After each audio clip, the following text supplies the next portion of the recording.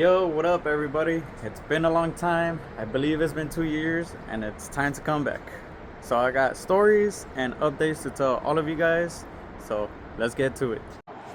So, since the last time I ever uploaded, you could tell that some things are different. First things first, this I just did. We no longer have rusted flares. So, no, these are not the same. These are 1 inch bigger flares from the other one that I had. The other ones were 3 inch. This is a 4 inch. And yeah, this time I actually decided to paint them. I actually drilled them so I could plug weld them, so I don't have to have no weld seam on the outside. So the next thing you guys might notice, the fenders are different. These are 4x4 fenders, and I actually pulled them out another, I want to say ½ inch or an inch. I would say ½ inch, just to clear the wheels. And I also took out some negative camber. I try to have it as stock as possible without any camber shims. And well, this is how much camber you get when you use the SAE speed control arms that I designed that are ½ inch shorter. So I designed them for drifting. I didn't think they would blow up as far as popularity or usage, but because a lot of people actually used them, wanted them, we're coming out with concept or V2 of the control arms, so stay tuned. Those are going to be optional for everybody. As far as outside stuff, I don't think I added anything else.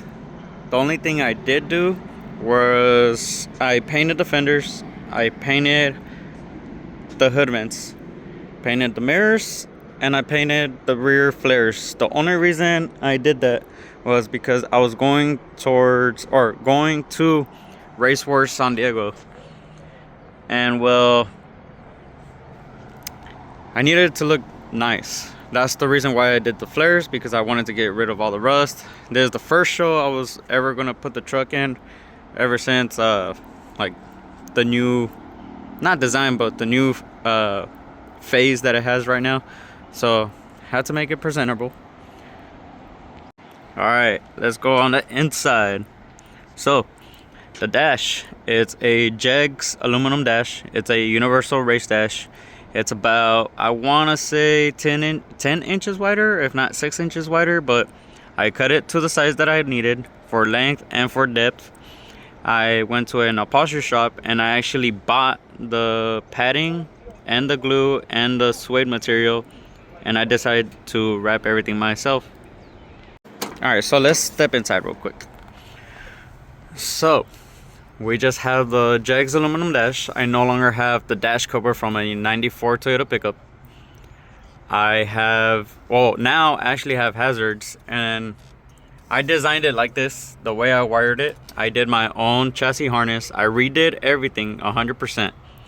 So new chassis harness, new body harness, new interior, you could say. We have the same link dash, a motion works turn signal. I never had turn signals in this truck, like with the legit handle or turn stock. What I actually had was I had the turn signals on the switch panel, and I decided to take that off. So now I have that, plus I actually have indicators. I didn't have that either, so that's new. I upgraded to a 12 button switch panel from Switch, and it's a push to start. So another neat thing there. The only thing I still have to do besides interior, sound deadening, insulation, AC, paint, basically remake the whole fucking truck. At this point, kind of have to, but I'm trying to make it as style for drifting and for cruising, date night togas, whatever I need to do. But I also need to replace the seats. Like, this is, I want to say year 8 with these seats. So I think it's time, especially that I've been ripping it. We got actual sound system in it. We have 6x9s with an 8-inch sub in the middle. I have my GoPro. I think it's time to upgrade the harness to an all black harness. What else? I don't know if you guys saw this hydro. I'm not 100% sure, but this is a reverse mount style from GK Tech, and I had the shaft modified from with Depa swaps. We welded a hard forgot what it's called, but basically a solid rod of aluminum. Then I put the BMX handle on. But yeah, like, oh yeah, to top it off, I actually have power windows now. I actually made my own harness too, so fuck yeah, we got that. And I also have keyless entry with alarm. So that's the update for the interior. I don't know if you guys saw that. Well, I think you guys did. This is my boat universal cup holder that I made a bracket on the inside so I could just bolt it in. So that's my entire cup holder. But that's the update for the interior. So one thing that changed, and it wasn't even my decision, I lost one of the fins. Who, what, where, when, how, I don't know. It just happened. And it's just gonna live like that. So I will say this right now. It just got sponsored. The look's gonna change. So when the new look happens, I don't know if I'm gonna replace that, if I'm just gonna add another fin, or if I'm just gonna keep this right now. So that's the only hint I'm gonna tell you guys. It just got sponsored. The look's gonna change a little bit. So keep an eye out for that, or the videos. It's such a gloomy day. Alright, let's talk about the back. So I don't know how much you guys know about this or what exactly, but here's a rundown. Everything is brand new. Everything got replaced. Some metal work got added. All the bushings are new. All the bearings are new. All the wheels, the tires, bearings, everything is brand new. The reason it got replaced was because I was trying to figure out a vibration for the past 4 years. And it wasn't any of that, like, at all. So yeah, it's cool that now I know everything's gonna last for a very long time. It just sucks that I spent the money to replace everything. But again, I lived and learned. So everything's brand new. It wasn't the vibration. But after 4 years, some people from Australia and people from other countries, not even United States, they introduced me to what's called drive shaft critical speed limit. And it turns out that that's my issue.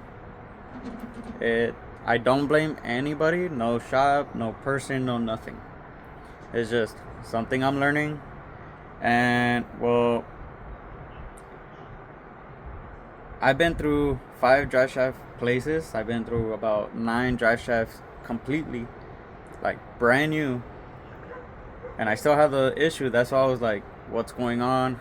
Everything's replaced, even the drivetrain, including the differential. I changed it 3 times. I'm actually on training number 3. And again, it's nothing of that. So what's happening is, if you guys want to look it up, or I'll put the description or the link down below of a YouTube channel, they explain what drive shaft critical speed limit is.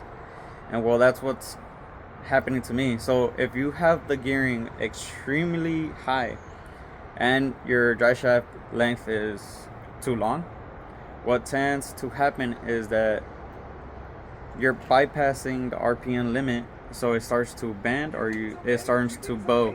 So That's my issue. It's blowing in the middle once I get to freeway speeds or anything above. So what's gonna happen is either I go to a one-piece carbon fiber dry shaft, or I go to a 3-inch two-piece dry shaft. And number three is changing the diff to the 350 to drop the gearing. But what I'm actually gonna do is do two of them. What I'm gonna do is drop the gearing on the drive, or the final drive, which I'm gonna change to a 350Z, and I'm gonna go to a two-piece so I could completely get rid of the vibration and never have to worry about it again. I don't know if I'm gonna enjoy the two-piece, but I'm willing to try just to be able to cruise it, drift it, tow it, everything. So that's the whole situation going in the rear end. So one thing that's actually new, besides all the parts in the rear, I added all these lights. There's a relay with a button so it could light up.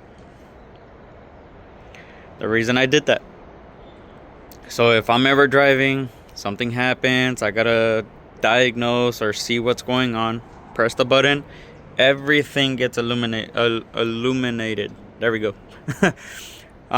So besides breaking down and trying to fix it, having the light, that's dope. But usually if I go to the canyons, there's nothing there, like no lighting whatsoever. And people come up to me and want to see the rear end. They turn on their lights. Or if I go to like OC Yoda nights, there's no lights. Well, there is lighting there, but everybody still takes their phone out. So what I want to do to prevent people from even thinking about turning on their what is it called, their flash, turn that on. Everything is crystal clear lighting, everything looks shiny. So that's the reason I did that. And I also did that in the engine bay. So I have lighting in the rear and in the front in case of breakdowns, or if people want to take pictures or just want to see what's going on in the rear. I don't know if you guys saw that in the last video, but it's a 16.5 gallon fuel cell, a T85. I have a Walbro Hellcat fuel pump on the inside. It's a 525 LPH. I don't know what else to say. I think we got everything covered in the rear. So the changes that are coming, either I raise it up just a little bit, or I stiffen up the coilovers even more, or I put a little bit of camber. Because the new look, I don't want the tire rubbing on the inside right here while I'm drifting and cause this to bubble up. So I have to make a decision. I don't know which one it's gonna be. I just love this fitment. It just looks so spicy. Like, look at that. It looks so good. One thing I forgot to tell you guys about the dash part. So I made everything, and I make everything on the truck to be serviceable. So I mounted the fuses directly right there on the bottom. So if I ever need to check a fuse or check anything, it's literally right there. Just take out, replace. But in case I ever need to do electrical diagnostics and I gotta pull the dash, I made it quick release. I have one here, one on the outside. Pull the main plug, everything comes out, and you have access to every single wire behind the dash. So it was a smart idea. I still haven't used that, thankfully. I upgraded my wiring. I've learned a lot throughout the years. So I fixed everything that was wrong and everything that was needed to be better, and I upgraded a lot of things. So this is dope for in case of track or side or roadside assistance that needs electrical diagnostics. So that's dope. Besides that, same thing. I like lighting. I put a big ass light bar right there. So yeah. Oh yeah, another thing. I actually had to fucking cut out the floorboard because I was recommended to position the transmission an inch higher so that the drive shaft could be perfectly straight, which I did. So the plan was, when I made everything, was the day that I fly off the track, I tucked everything underneath. So the lowest thing in the whole truck is the control arm. After the control arm is the full chassis. So everything's tucked. That is only happening because I decided to tuck. Anybody that wants to do the beam swap in your truck, you do not have to cut that. I raised the engine as high as possible to the point where I think it's like 1/4 inch away from the hood. And I also raised the right companion to be as high as possible, and I still have 1.5 inch gap between the right companion and the motor. So again, I could full lock, drift, whatever, and it won't get caught, it won't get damaged. So again, if you're doing a beam swap, you don't need to cut your trans tunnel. I only did it to tuck everything above the chassis. So let's give you guys a small little update. It's painted. It actually looks beautiful. Not like before. So one thing before we go into there, remember I did my own custom chassis harness. And let me go on this side. So bumper lights, those are factory turn signals. This is daytime running light. This is now my turn signal. These are my new daytime running lights, but I modified them as well.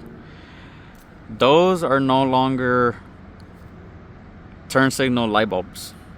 I heated up the housing and I removed the rear light bulb socket, and I installed H1 base connectors or housing socket, and now I have H1 headlight bulbs on both bumper lights. But again, I made my own chassis harness. So what I ended up doing was I made two harnesses, and then that combines them into one with diodes. So this is partial brightness with the resistors. So when I have daytime running lights, like how it is now, I could be driving in the city, I won't be blinding anybody. So you see the brightness now? Now see the brightness now? That's high beams. That's full power going through the headlight bulbs. And if I press my high beam off, the resistor kicks in and it lowers the brightness by 70%, so I don't blind anybody, and it's ridiculously bright. I will maybe do a video at night so you guys can see the difference, but it's ridiculous. The difference, the brightness. Yeah, I only use that when I go to the canyons, so I could see everywhere. It even illuminates, whatever. Can't fucking say it. It actually throws light towards the side of you as well. So I have light. Extremely bright lights. So remember how I said I really like lights. So I have a light for the engine bay that throws lighting everywhere for people to see the engine bay and for me to show it off, and in case I need to work on it in the middle of the night, I got light. And I always make things serviceable, so I could actually click this. It's a Deutsch connector. Take it off and take off the hood if I ever need to.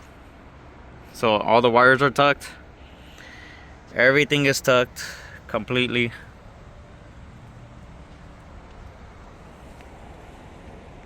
Alright, so let's start talking about the engine bay.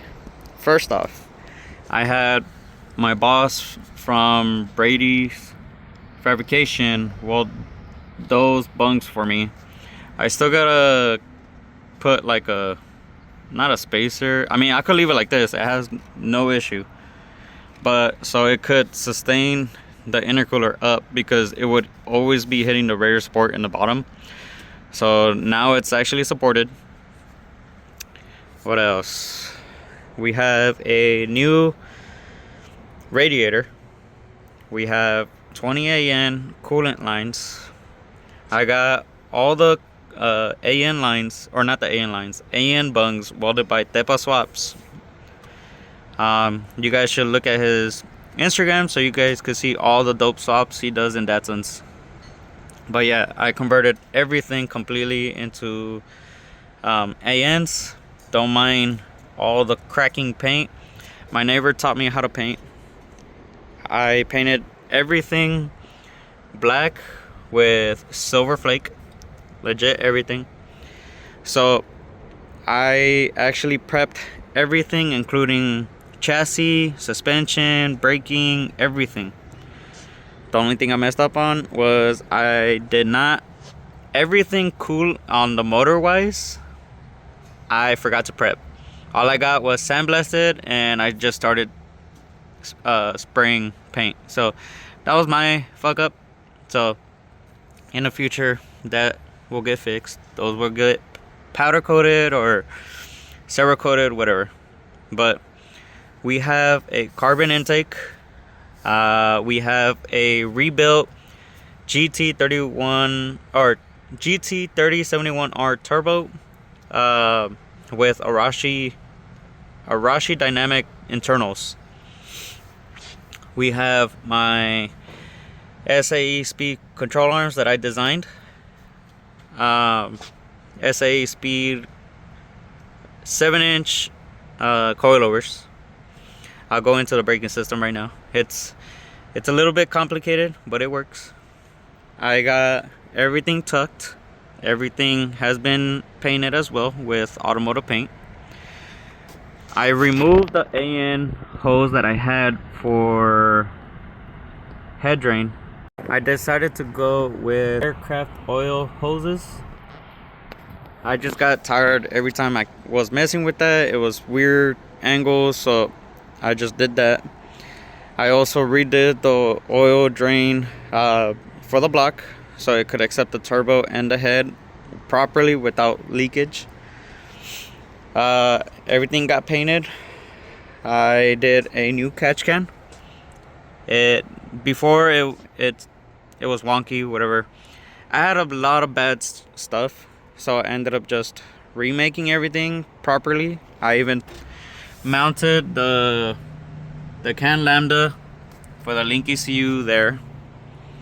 I welded all the holes shut. The only thing I didn't weld shut was this.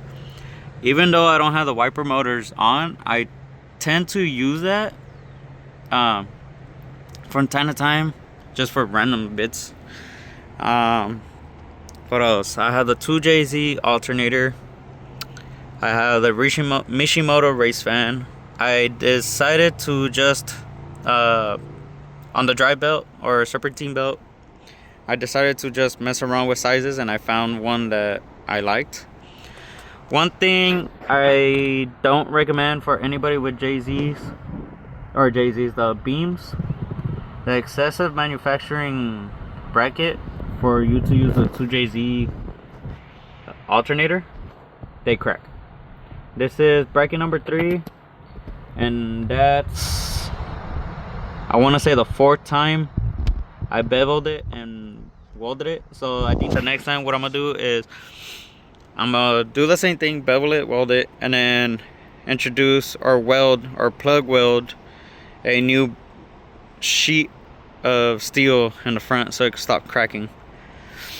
What else? Oh, Micah Diaz, where is it at? That right there, that's a clutch delay valve.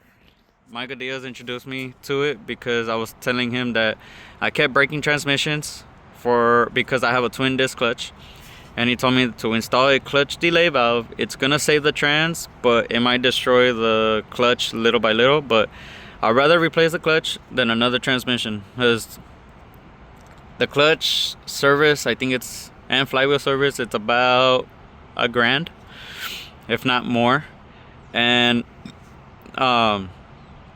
transmissions are starting to go for $2,000, $2,500. So I'm like, if for some odd reason I break this transmission, which is the stock transmission for this motor, it's a J160. If I break it, I'm gonna go R154 with a OMD San Diego transmission or bell housing kit, whatever you call it. So that will happen. I ended up making my own intercooler piping. God damn it, I cannot talk right now. Intercooler piping right now with stainless steel. I wanted to try wrinkle black, but as you can tell, this is the wish.com wrinkle black because I did not know how to fucking do this. But one day I will attempt that again. I made my own torsion bars. They snapped on when I was drifting for a photo shoot, but I ended up remaking them, and I braced the shit out of it. I fucking welded. I did steel bars right across everything on both sides, and I fucking welded. So that's not gonna come apart for sure, like 100%. I'm confident. These are they might get remade, but like bigger and better, and actually adjustable. So in the future we'll go into that. What else have I done here? Oh, besides that, I've learned how to rebuild my own 1000cc injectors, so I'm happy about that. E85, you gotta service them, you gotta replace filters, you gotta do that once in a while. But because I have the stuff here, I could now do it at home, so no longer paying $80 every time. What else? I think that's it for this. Now let's go into the braking system. She's lovely, but 100% she does need a change. She's changing little by little, but it's happening. But I don't know if you guys can see it that well, but I have a Frankenstein big brake kit. It fills in the whole 15-inch wheel. And if you can see, a custom, well, not custom, but I painted my calipers. So let's talk about this Frankenstein big brake kit. So the rotor itself is a 1994 Mazda MPV rotor. The brake calipers, those are 300ZX turbo calipers. People will say they don't fit, but they fit. Same thing with the rear. I have 300ZX dual calipers. I have 1994 4Runner 4x4 brake pads, and you can't see it right now, but I have SW20 MR2 brake lines. I need to buy longer brake lines, and you guys will see right now why. I decided to modify my inner tie rods for my rack and pinion. I modified the knuckle, and I actually lifted the truck a little bit more in the front. There's a couple reasons, or 2 reasons why for the height. One, because I put a little bit softer springs in the front so I could daily drive this with the wife, go on date nights. It'll be comfortable. It's so comfortable she knocks out in the passenger seat on long rides. So it's comfortable. It's a little bit on the soft side, so when I do drift, it actually tucks in a good amount. I barely touch, but I still touch. But the last reason, let me show you guys real quick. Y'all ready for this? This is why.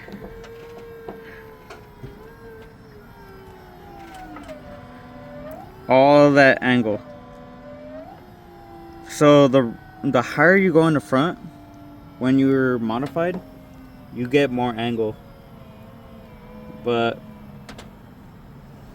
you guys see, now I need longer brake lines. But yeah, it looks pretty dope, right? So that's the dual, or not the dual, that's the 4-piston 300ZX brake caliper.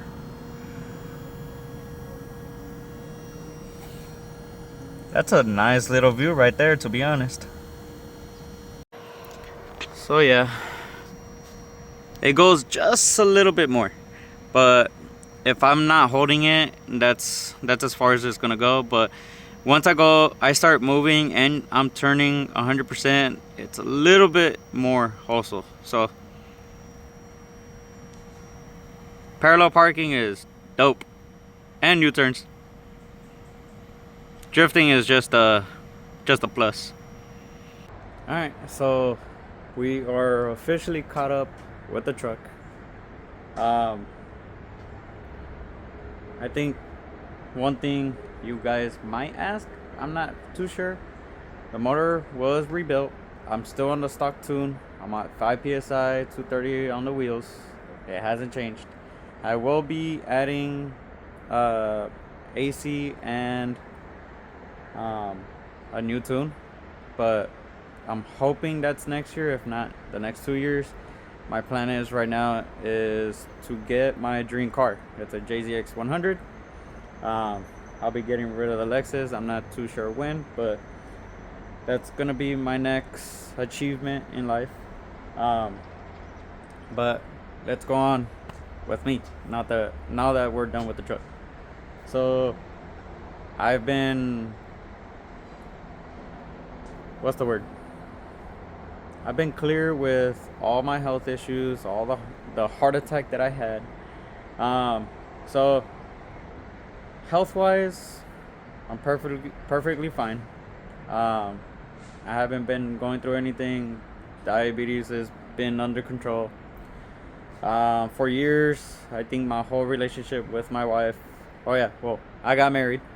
October